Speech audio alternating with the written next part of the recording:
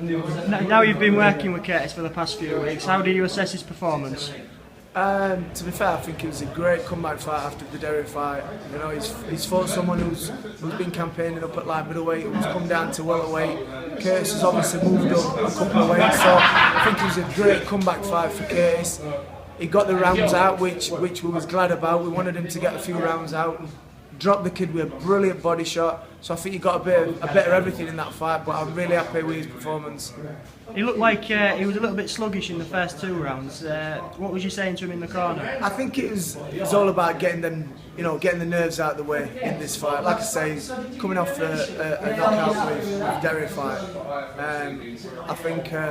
He probably, I expected him being a bit sluggish. And once we were shouting and giving him advice, started loosening up, easing into the fight, and he got better as the fight went on. So I was happy with his performance. Following this good win against the tough kid in Lewis Van Poach, where do you think he'll go next, Curtis? He's down to fight for on the 13th of December in Sheffield. So I think obviously he's just had 4 or 5 stitches. So we're going to have to see.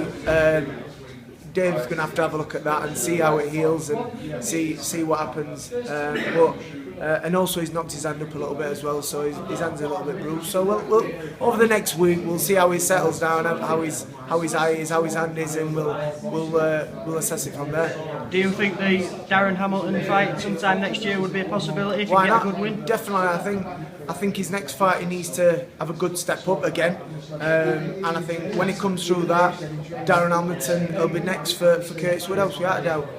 Thank you, Ryan. Cheers, Thank you for your time. Thanks.